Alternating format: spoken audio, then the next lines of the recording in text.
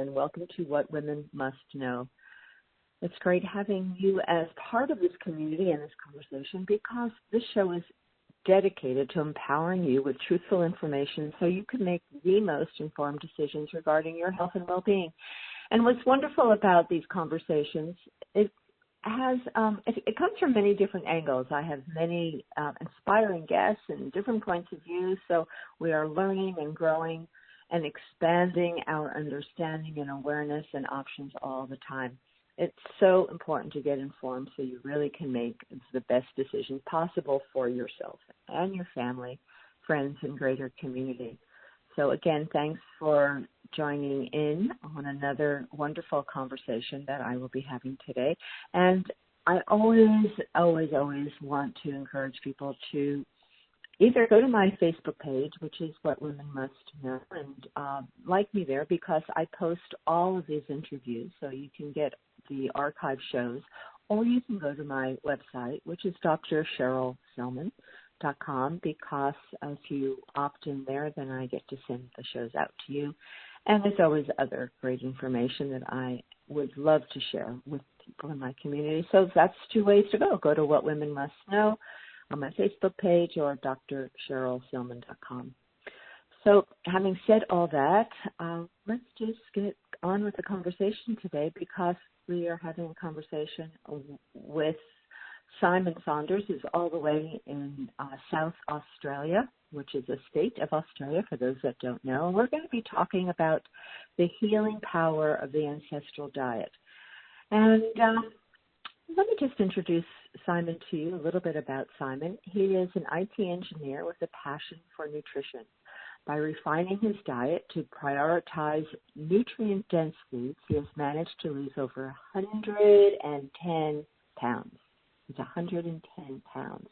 After years of dabbling in diet and nutrition, he is now working with a family with over 30 years' experience in the farming industry to bring organic, high-quality, nutrient-dense foods to everyone, starting with their Liver and Kelp Capsules, and he's expanded to a range of 8 other products with a focus on adding foods that have been lacking in diets in the Western age with the aim of improving health and energy. So this is a fascinating conversation, and I just want everyone to always be open to learn and to grow because there are answers for us somewhere out there. There are always answers to our health and well-being. So it's my great pleasure to welcome Simon to the show today. So hello and welcome, Simon. Thank you for having me, Dr. Cheryl. Yeah, it's great. Now, are you in Adelaide? Remind me. Are you in Adelaide, South Australia? Pretty much. I'm about 20 minutes south of Adelaide in South Australia, in the southern suburbs, close to the wine regions. Okay, beautiful state, South Australia. So thanks for being with us. And we're going to be talking about this concept of ancestral diet. And let me just preface our conversation today with my interest in the work of Weston A. Price, Dr. Weston A. Price. And I don't know how many of my listeners ever heard of Weston A. Price, but I just want to share a little bit about this amazing man. I have known about Dr. Price for decades. I can't even remember the first time I was introduced to him, and I've gone to conferences and spoke at conferences that had to do with farming, regenerative agriculture, and I was speaking there and met many of the people who were part of the Weston A. Price Foundation. So I've known about this work for a long time.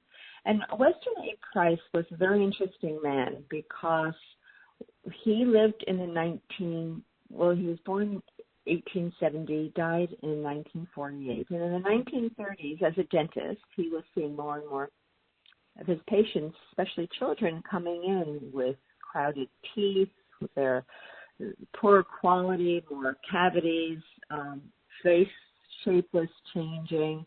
They had more narrow structure to their face, and he was amazed at this transformation because when he saw indigenous cultures, they had perfect teeth, they had no cavities, their faces were wider, structure had improved. or that was their natural shape. And he spent, I think it was 10 years going around the world with his wife and investigating indigenous cultures all over the world to see what they were doing, what they were eating, what were the pearls that he could learn from these indigenous cultures that kept them not only with healthy teeth, cavity-free, perfectly straight teeth, but overall had optimal health and well-being. And he took a lot of notes, he took a lot of photographs, he wrote about this, and became the foundation of what he not only was uncovering and discovering, but also a way of understanding the requirements of our body to remain healthy, because it was in the 1930s, 1940s that all the industrialized foods and sugars and refined foods and pasteurized, homogenized milk, everything started to change, and that brought a change in our health and in our very physical structure of our body due to the poor quality foods people were eating and passing on to their children. So that is the basis of what we call ancestral diet. I've recently interviewed Dr. Thomas Cowan. I think many of you, I hope you've listened to the interviews I did with Tom, because he was one of the founders of the Western Egg Prize Foundation and has great knowledge and insight into the whole concept of ancestral diet and how best to optimize our health. So having said all of that, it's my interest in the ancestral diet and learning more, and something kind of got awakened in me to get back in touch with that whole approach that brought me to you, Simon, here in South Australia, because of the work that you're doing and the products that you're creating. So I want to jump in, Simon, and talk to you based on this work. Let's talk about losing 110 pounds is pretty phenomenal. So tell us about that journey that you were on that resulted in such a successful transformation in your weight, but I'm sure most of all, your health. Yeah, it's a long, complicated journey, but at least it's easier now to tie up my shoes about running out of breath when you're a lot lighter, which is nice. Initially, as a child, I was quite overweight growing up, and I was introduced to a program that was done by an American fertility doctor that my mother followed when I was a teenager in school. And I dropped weight quite rapidly, but I wasn't really able to sustain it.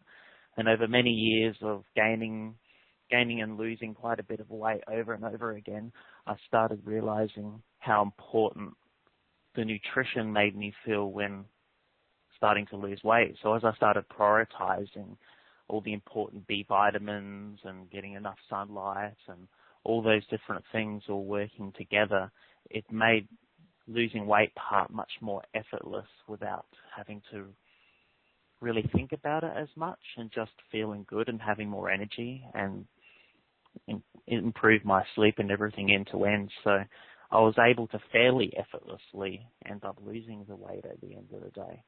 It's just when you just try to restrict foods for the sake of restricting foods and not eating, you end up just falling off a deep end and then eating too much. And so I started realizing how important having enough of the right types of nutrition foods were in my diet. So how long did it take you to transform your body and lose that 110 pounds when you finally got on the track that you were on? Well, when I had it dialed in correctly, it was around about 6 months, funnily enough. Wow. That's rather a rapid weight loss, actually, for 110 pounds in 6 months. That's pretty extraordinary.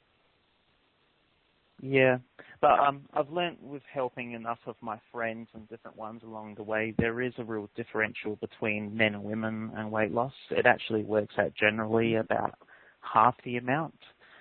So Mm-hmm. That's averagely what it works I out, agree and with I only that. can put it down to mainly women appear to be much better at holding on to their weight for times of Mm-hmm. when there's not much food around, but at the same token, they end up gaining weight about half the rate as well when things get overindulgent. So it's a double-edged sword, but women are much more robust for survival, I would say, is the take-home. Well, actually, that's proven because I've had experts on my show who've written about how, in fact, women are much better designed genetically for survival than men. So you're absolutely right. We do have certain advantages. We have longer lives, and that's been proven in so many areas now. You have a whole extra chromosome as well. Yeah, that's right. We really are designed for survival. And I think that's being acknowledged. We're designed for survival, and interestingly enough, up until very recently, all the studies that were done with things like, testing hormones, if estrogen was going to be beneficial for the heart, were all done on men, by the way. They were never done on women because women, it was believed in the scientific community, had too many uncontrollable variables, so let's just stick with men. Which is really disappointing. To control. But the other really cool thing about how women... Go ahead. I was saying the other really good thing about women as well, how they're much more robust in their survival for lean muscle mass, their actual muscle. Women's muscle mass doesn't start deteriorating until after the age of 50, 60, where men start dropping their muscle mass after the age of 30 if they're not prioritizing their eating enough of the right foods in order to keep it going. So men are much more prone to, not living as long because lean mass is very important for survival. That's why all the statistics, women end up living a lot longer than what men do because they're much more robust even muscle mass-wise. That is so interesting. That term for muscle loss is called sarcopenia in scientific terminology. And I really didn't know that men start losing muscle mass after the age of 30. But that's so interesting. Because, yes, your muscle has high numbers of mitochondria, which generate energy and necessary for good, not just metabolism, overall metabolism, but for bone health. It's so interesting because, the biggest challenge for women, certainly when they start getting into their 50s, is losing that muscle mass and being able to really focus on the diet and I would say the exercise, the strength training particularly, can reverse all that.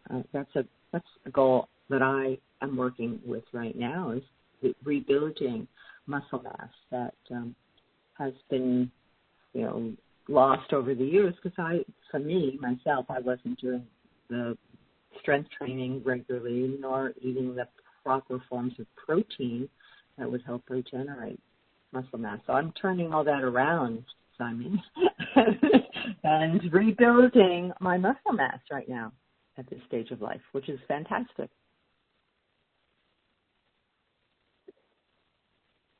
I'm nodding my head, which probably cannot be seen over the phone.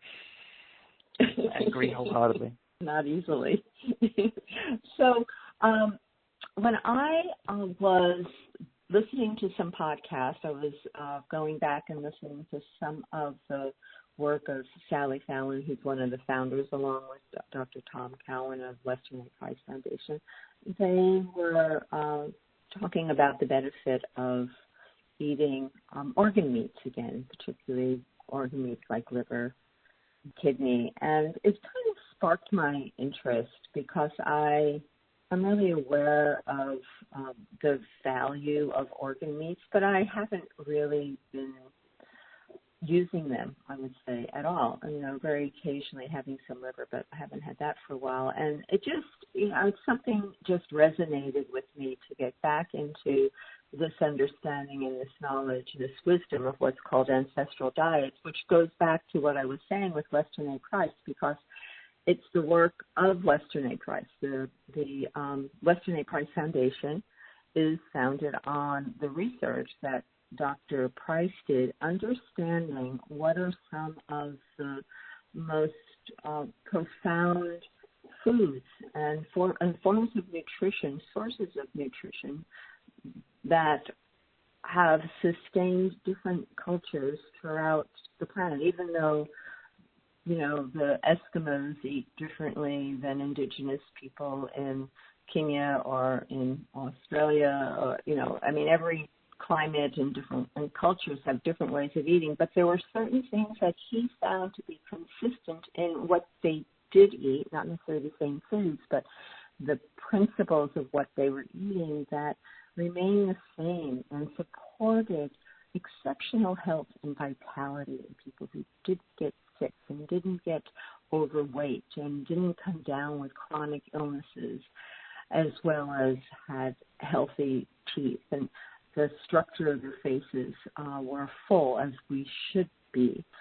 So that's how I found my way to you, because I started researching what are some of these ancestral foods again that are available, and I came across a company that you started called Grassland Nutrition, and was fascinated by not just this concept that is foundational approach in ancestral diet, but also the unique formulation that you've put together. So let's talk about this. Let's talk about ancestral diet, and let's talk about how you, as someone who was interested in nutrition but not necessarily trained in it, because you're an IT engineer, found your way to this approach. And let's explain why this has really attracted you and the benefit of the kinds of nutrition that you are resourced, put together, has and made available for people all over the world. I know it's available in Australia, it's available in the U.S., your particular products. So let's talk about that. Sounds good. It's a long, complicated thing, but where should I start? How I came across in order from my background in order to be where I am now. Well, it comes back obviously to when I was younger, overweight, and then trying to end up losing weight. But as I said beforehand, I realized how important nutrients was, especially was in some of the programs I was doing. Even the difference taking a vitamin pill would actually make me feel in the course of my day, just a standard multivitamin. It actually increased satiety. And then I started realizing how important adding enough nutrition into my diet was. And there's a very good online program that a lot of people may be familiar with. It's called Chronometer. It's a dietary tracking app, and it gives you a nice breakdown of all the recommended intakes of nutrients and what you chuck in all your foods that you eat for the day. And then you can see if you're at least getting enough of the key vitamins. And then I started learning, prioritizing which ones actually had the highest level of nutrients for enough food that I could eat in a day, and I realized how high liver was on the actual scale. For a very small amount, you could end up hitting well over 100% of just the standard recommended daily intakes for many of the essential nutrients. And then the more I dived into liver, I found it had unique nutrients that's unique to it, that's harder to find in other foods like selenium, etc. And then I started getting really keen into that. And then as my dietary habits went forward, paleo and everything was becoming a lot more popular, and eating a more natural food intake versus the processed food intake that we were brought up on, which ended up bringing me to Western A Price as well. So, and I started getting very interested in the evolution and history of all these early pioneers and those Western A Price Foundation people, and there was quite a fair few of them over the periods of time, and I realized how much we've diverted from where we used to be to what they ended up having to do. In some of those lectures, they were explaining how when the United States started fortifying flour and grain with essential vitamins because of nutritional deficiencies that were kicking in, they noticed vast differences in children's behavior at school. They said in the United States that children used to just stand in line, look sort of depressed and just in line, following direction. And then they noticed when they started fortifying the foods, their children would end up playing a lot more. They'll start asking questions and they're acting more like kids. And then it really started linking everything into me about how important enough essential nutrients is, but then also how complex it's become now, because we've sort of hidden the food intakes that we actually need, because we've sort of hidden them all in the foods that we eat, and we've completely separated what actually eating a base health-line diet actually is, because we've sort of hidden it, sprayed it in other foods, and to the point that a lot of people don't even know what nutrients is even required for a functioning body today. And then people end up shifting their diets quite a lot to one side or the other based on what we were taught in school about fruits and vegetables, not taking into account the overall spectrum. And then we end up eliminating the foods that were fortified. Then people end up getting fatigue and energy and all these different issues later down the track, because it all links all up together. But it's caused a bit of non-nutritional understanding in the generations that I was brought up in the processed food era. You know, we are so confused about our diets these days, because our dietary choices are based on a lot of misinformation or a lot of fad information. We're very much a fad-based culture when it comes to, what's the best diet? Do we do vegan? Do we do vegetarian? Are we omnivores? Are we paleo? Are we, whatever. And it gets to be really confusing as people try these different approaches, because they all sound good. They all have their benefits. They all have their unique contributions to our health, but there's no overarching understanding of what the body really needs for nutrition for the long term, especially with the diet matching the climate and the seasons that we're in, which is so many features.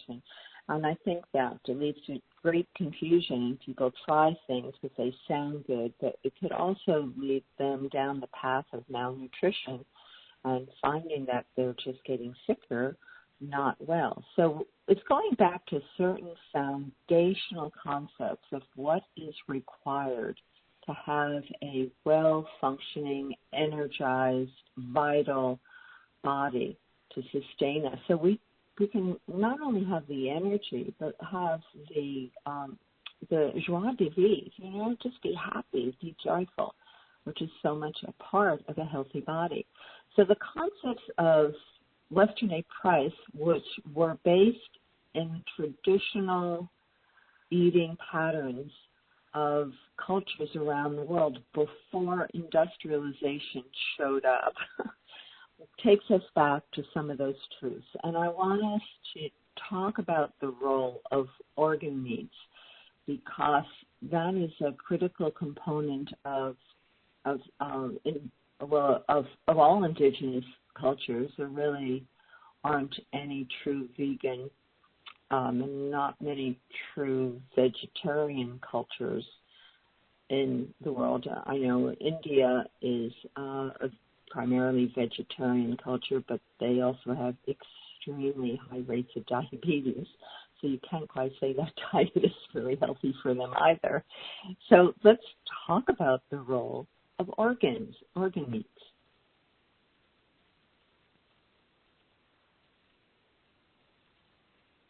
Yeah, the role for organ meats in the diet, as I've started learning from Western A Price, etc., you literally get a lot of very, very jam-packed nutrients in a very little amount of them. And what I was going to say about it, it was even in we talk about the ancestral eating organ meats, etc. I even know, for instance, the Australian Aboriginals that were here too, the men that would go hunting for the kangaroo, etc., they would not eat very much food for several days. And then they also, for the very first food that they would eat, would be the liver, even before taking the kangaroo back to the camp. So, out of hunger, a lot of cultures recognize that these sort of organ meats were very precious and very sustaining for energy and vitality and all those things. And many of those cultures also reserved the liver as well for the pregnant women and breastfeeding women as well, in order to help with their milk supply and baby development. And then we even go back in Weston A. Price's work, in a very short, even one generation or so, the changes on the children that were raised on Western foods was absolutely major. And we then fast forward all the way to our Western world as well. It wasn't too long ago from when a lot of us were living in England, etc., they ended up going to the United States and also here in Australia. I've got English ancestry background. It was less than a couple of generations ago, that generation during the 30s and 40s, they were raised on liver and onions as a staple in the diet. And now most people today just turn up their noses and discuss the concept of consuming any form of liver or organ meats regularly. We've changed our diet so drastically in such a short period of time, exactly the same as what happened to a lot of those tribes when they got introduced to the Western diet. The teeth is one of the very first things to go. That's why the Canadian dentist, Weston A. Price, noticed such huge drastic changes in such a short period of time. It was almost that the dental work was like the gateway to the overall health later on. And we're seeing a very similar trend in Western society now, and it's just getting more muddled and watered down as time goes on. But in very short generations, we're seeing a lot of issues crop up very, very quickly that wasn't as noticed in my grandmother's generation. I sadly lost my mother to breast cancer, and she was in her late 40s when she passed away. And her mother, who was raised up on liver and all those sorts of things, she's just turned 90 this year. So it's a very big difference in one generation from her mother to my mother that passed away, which has also got me more passionate about wanting to increase my nutrients and eating the right sort of foods, because I want to live as long as my grandmother does. Right. And, my family was brought up on chopped liver, or liver pate, however you want to call it. But that was always part of the cultural way of eating, with chopped liver. And then we were told, no, liver's not good. You can't have the fats that were put into the chopped liver. So now they make artificial chopped liver, with no liver and no fats. I don't know what's in it. It's just some flavorings. So, yes, well, you see the times have changed. So what is it about liver that makes it so nutritious?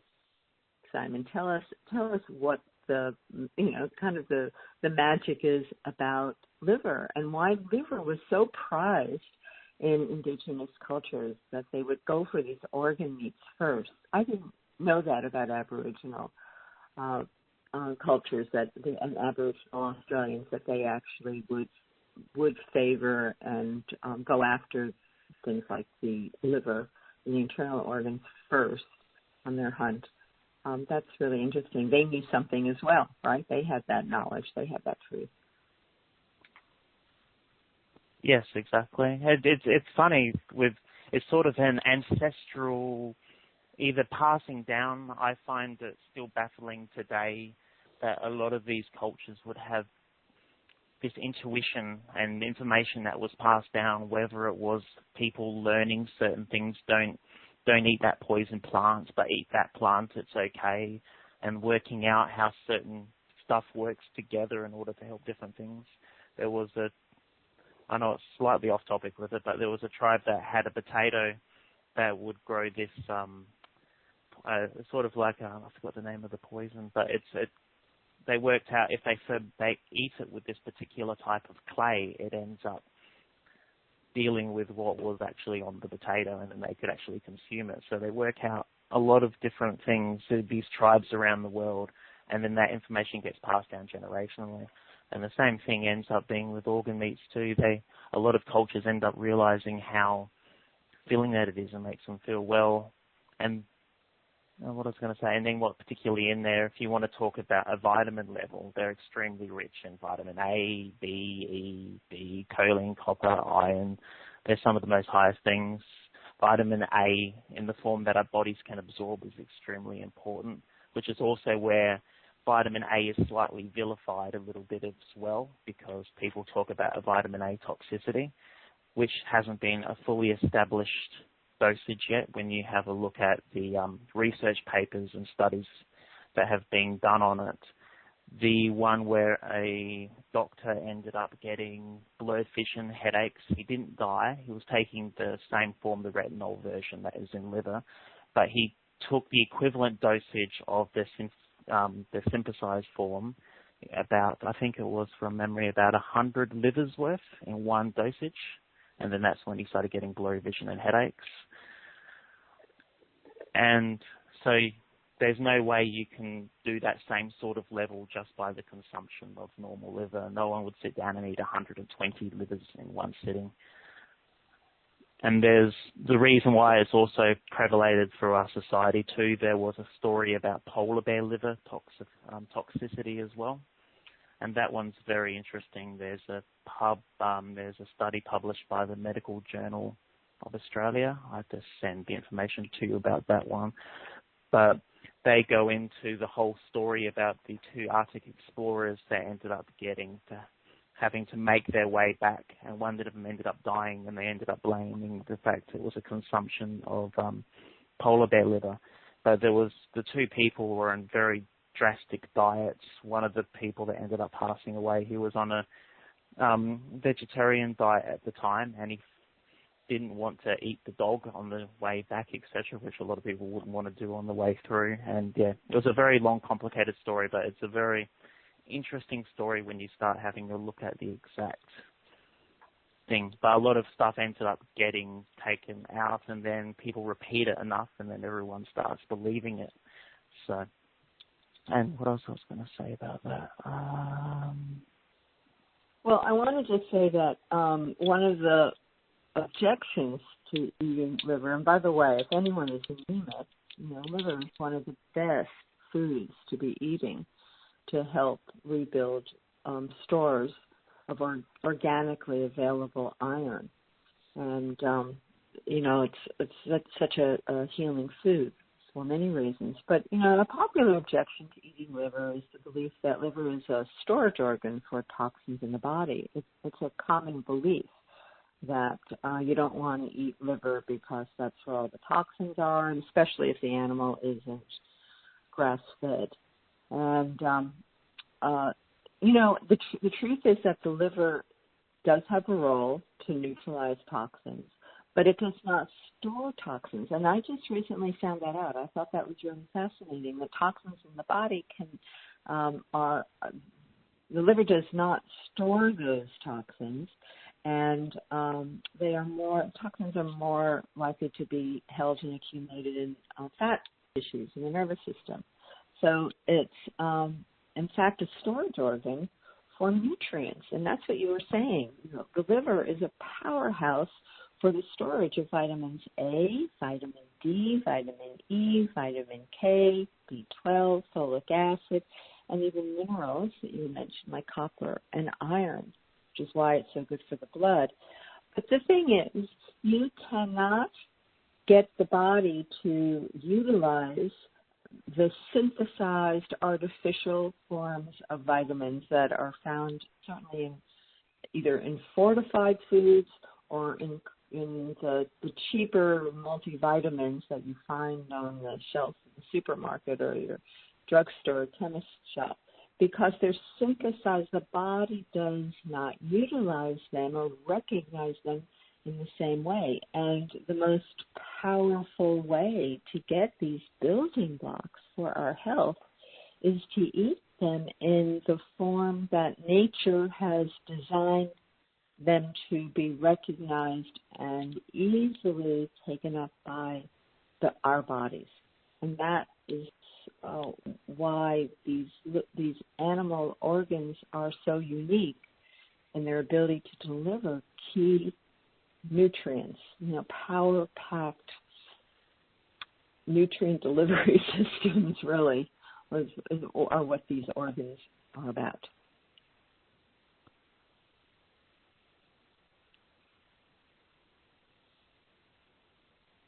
Definitely. So Simon, are you still with us? Yes, I'm still with you. I was just processing what you were saying. But I agree 100%. Absolutely do. Right? So I mean, even take some of the. Yeah, go ahead. Go ahead, Yeah, so you even take most of those vitamins, they're literally the most absorbable of every single one in the form that our body can use readily. Even the vitamin A, for instance, the retinal version is one that our body actually uses straight away, where the other vitamin A that is promoted in marketing is usually from carrots, but those have to be converted in our bodies to the active form. And sadly, everyone has a different level. I think the maximum rate of conversion can be up to 40% from memory. That can be as low as 20%. So it would take quite a lot of people in order to meet their recommended intake, depending on your genetic variability. So it makes a big difference.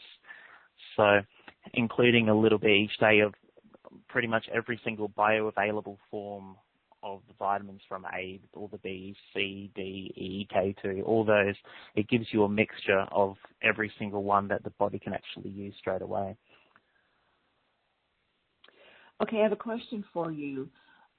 Do you get the same level of nutrition from chicken livers as you would from lamb livers or calf livers? Do you know?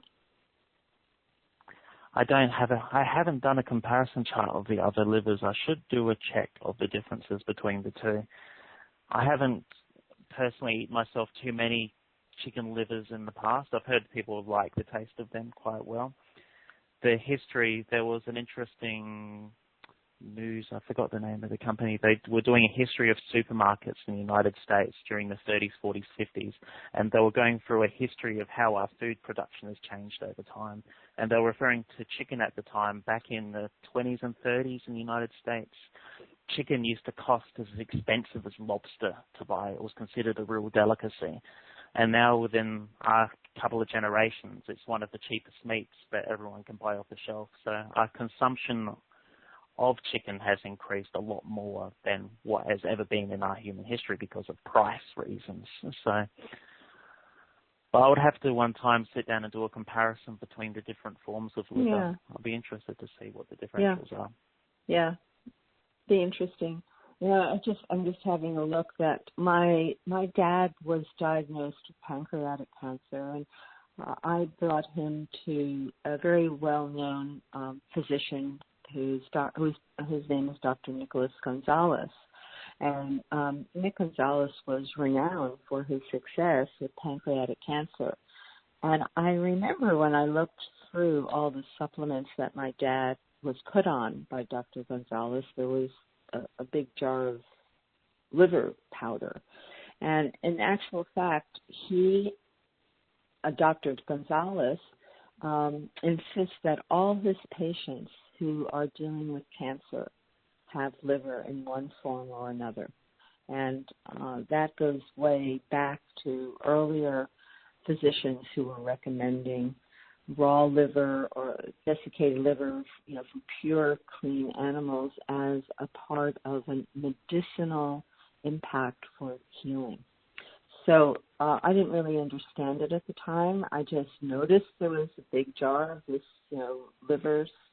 dried liver supplement, but it was only recently that I've been investigating the role of liver that I now can appreciate why Dr. Gonzalez was having all his patients taking liver who were on this recovery program from cancer. Interesting, huh?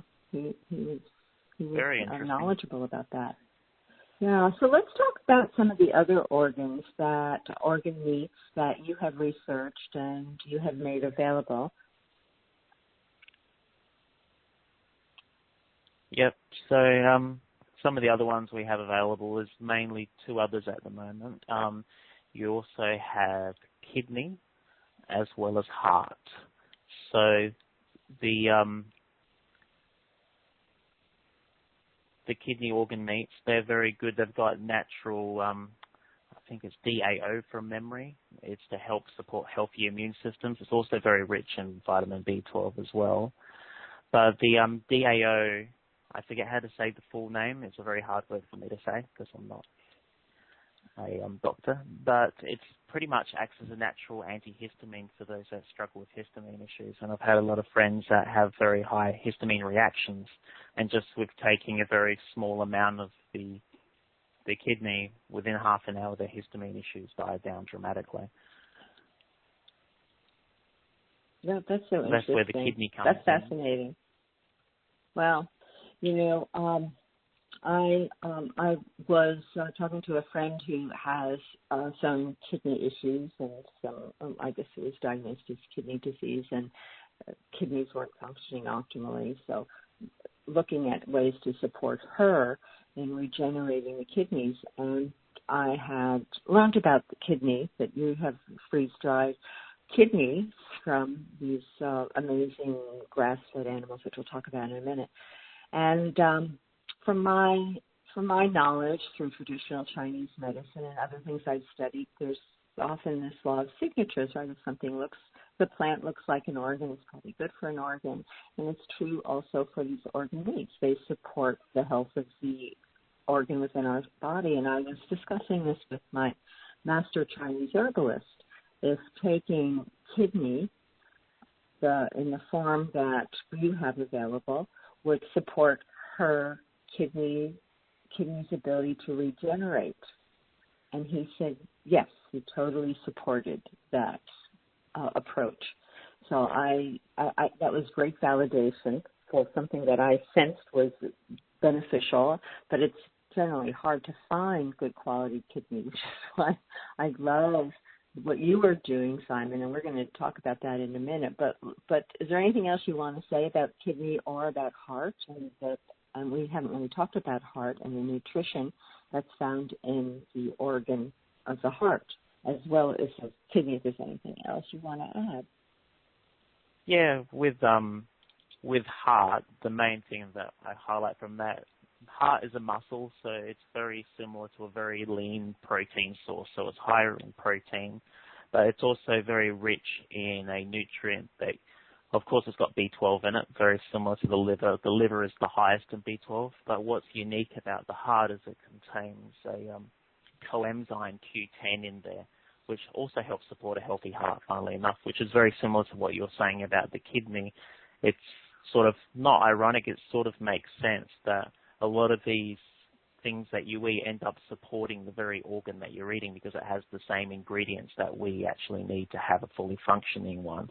But at the same time, they've also found that coenzyme Q10 is very good for women because it actually keeps their eggs younger for longer.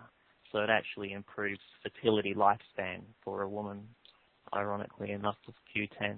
So that's what I want to say about Q10. Oh, that's fascinating. Well, that's an important takeaway point because of infertility is such a serious problem in Australia and the U.S. and in many countries around the world. So eating to support having healthy fertility and healthy eggs would be a critical thing for people and particularly for women to start including in their diet. It really is a serious problem, infertility. So that's a really important point you just made. Simon, thanks for sharing that. I didn't know that. So let's move on to you and to your Grassland Nutrition company. Tell us about what inspired you and what you are producing based on this knowledge that you have gained and the improvement in your health and the health of your family. Yeah. Well, I'm good friends with a couple that I met when I was going through my weight loss journey. And they are a retired farmer couple that came to Australia around about 30 years ago that were dealing with cattle in Australia for a very long time.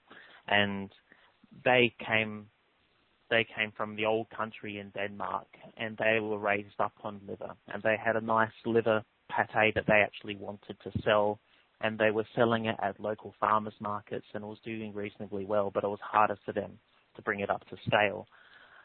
And they realized how important liver was because it was helping them and their family for many years, and they knew that a lot of people just weren't eating it anymore.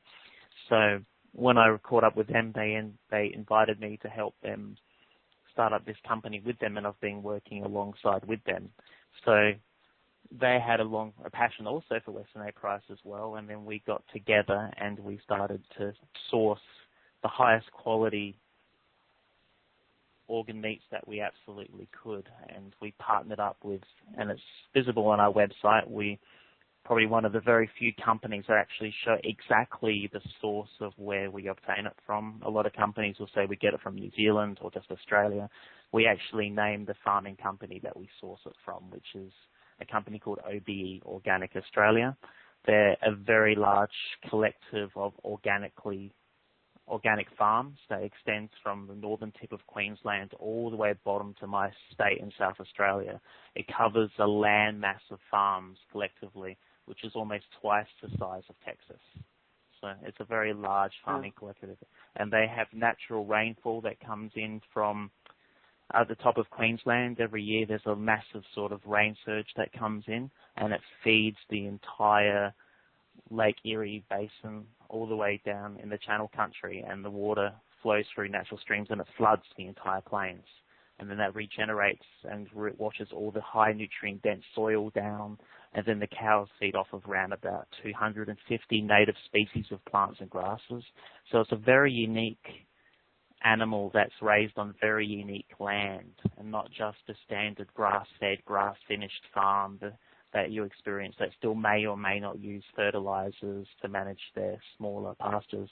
This has never had pesticides, never been touched by, and the government in Australia is very clean in keeping it empty, like almost like a national park along the way through. So it's not industrialized, it hasn't been built up, the land space is huge, the natural falls still come through, and the water isn't dammed off, blocked off, built all up. It just allows it to naturally flow through each year. So it's a very unique system and a very unique part of the world.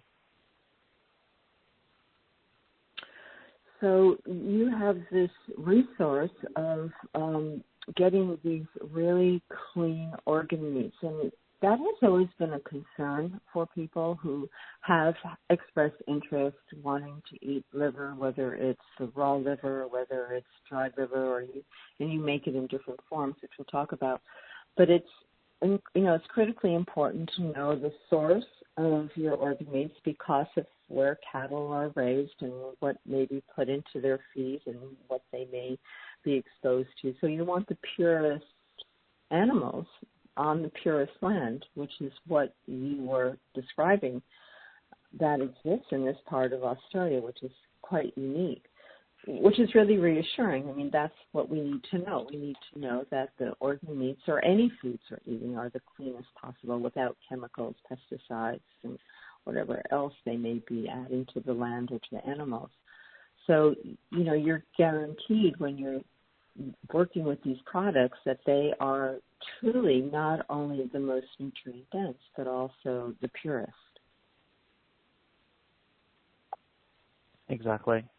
And the way that we then treat it afterwards is done at, it's freeze. You've got two different forms that it comes in that we sell. The first one is a freeze-dried powder. So, and then the second one is a more larger chunk. It's the same thing, it just hasn't been ground into a fine powder. And basically what's done is it's freeze-dried, but not heated beforehand, which took us a while in order to find a company that doesn't preheat the food at a high level and then freeze-dry it and then make it into a powder, because it ends up destroying some heat-sensitive nutrients. So this one is done at low dry, and then it's freeze-dried, and then it's in its natural state. And the ratio of generally fresh to raw is around about 3.5 times the difference because the water is taken out, which improves the shelf life, which is really good. So it's not like buying fresh meat off the shelf and going off in a couple of weeks, etc. Once it is in this state, it's a preservation technique. The Aztecs, I think it was the Aztecs, or no, the Mayan, they used to do a very similar process with drying liver. They would air dry it, and then that would preserve it for many years as well. So this is doing a very similar process that was done ancestrally, but taking it and fast-forwarding it and then using technology to make it easier at scale. But when it's in its freeze-dried state, it can last between, they say, 7 to 50 years. It'll really depends. But generally, you'll be able to consume something within the 7 years that you get it. It sounds like the ultimate survival food. Yeah, and then the human race in general was all of our technologies, all of our advances in human society has been about the preservation of foods. And that's why a lot of diets, people talk about the benefit of gut bacteria on fermented foods. For people fermenting foods for a long time was all done for exactly the same reason. It was preservation techniques. And our bodies have adapted to the ability of making food last longer in different ways. And we've been doing that for a very, very long time as a culture. Every single culture around the world has a form of fermentation in order to survive their foods for longer. Now, you've also added one other ingredient that is quite unique to Australia in your range of products. So let's talk about your kelp. Yes, kelp. It's organic bull kelp, it's called. They grow it comes from the bull forests. It comes off the coast of the bottom of South Australia. There's a island called Tasmania, and just off the southern coast there, a lot of the very large bull kelp forests exist. They're very tall, like buildings that grow on the ocean, and every single year, tons and tons of it wash up along the shore, just covering the beaches, and it's basically hand harvested by this company, and then that's also freeze dried into a powder, and it's extremely rich in iodine, and this iodine deficiency has just increased a lot more. And because the only company in Australia was to do our freeze drying, there was only one, and that was located down that region. So it sort of worked out partnership hand in hand that we could get the kelp from Tasmania and work with the company down there. So back to about iodine deficiency, it's become a lot more higher these days because a lot of people are purchasing non-iodine salt that used to be on the market and preferring sea salts, etc. Because even in the US, they have kosher salts there, don't have any iodine in it, and sea salts don't really. So, and then also people's diets today have also decreased the amount of iodine because they're also concerned about salt and cardiovascular risk. So it's been dropped down all over the place. And even all the commercially processed foods that exist in the United States, almost universally, none of them contain non-iodized salt. So iodine deficiency rates is just a lot more higher than you see in the markets. And even in the early days, fruits and vegetables and stuff for countries used to be much more closer to the ocean. So a lot of the vegetables that were grown off the land would contain some iodine in the soil as well. But with farming practices today, more inland, the rates of iodine even in the foods that we eat today is just dramatically dropped all the way down. And a lot of people don't even consume a lot of fish products these days. So that mixed up with everything altogether makes iodine deficiency much more common than it's ever been in the past. So a very small amount of kelp gives you 100% of your recommended daily intake. And then we thought, well, since liver acts as a multivitamin to pretty much cover a lot of the base essential nutrients, adding a small amount of kelp to hit the recommended intake of iodine that someone needs as well just seemed like the perfect blend to mix a 2-in-1 supplement together that will give people the best of both worlds on two foods that are dramatically not in people's diets today. Well, I love that formula, and I do love seaweed, and I try to include seaweed in my diet. And learning about this kelp that comes from these pure waters off of the coast, the west coast of Tasmania, and just the high mineral levels of kelp. Kelp is, seaweed is just so important. Without adequate, it's not just the iodine, it's the whole multi-mineral relationship. All these minerals have to be present because they all activate each other. And iodine is certainly an important one. And what they have found in women who have breast cancer, they tend to have low iodine levels. In fact, low iodine levels contribute to all sorts of masses and problems, including fibromyalgia. There's a well-known Canadian doctor who ensured that all his patients had adequate iodine, and no one ever got cancer in his practice. And I interviewed him many, many years ago. He's now passed on, but he got a lot of flack, you can imagine. But he was adamant about the need for iodine, and the kelp that you've sourced for your products is exceptional. It's clean, and that's always been a problem with any of these foods. What are the waters they're grown in? So I love the fact that you've combined the liver and the kelp. You also have ground up this form of kelp on its own as another product in your range. So, as we come to the end of the show, I want to really recommend and endorse the work that you're doing, Simon. I've looked into a lot of the companies that are working with these products, these organ products with liver and kidneys, and I just was so impressed with your range of products, where you source them from, as you shared with us, the purity, the fact that the liver and your organ meats come from an exceptional, clean and diverse with vegetation in Australia is quite unique. The process of preserving it, freeze-drying it slowly without losing any of the nutrition, and you've just done an amazing job, and I really want to acknowledge you, and that's why I wanted you on the show, because I was so impressed with what you have resourced and put together as a range. So people can go to your website, which is grasslandnutrition.net.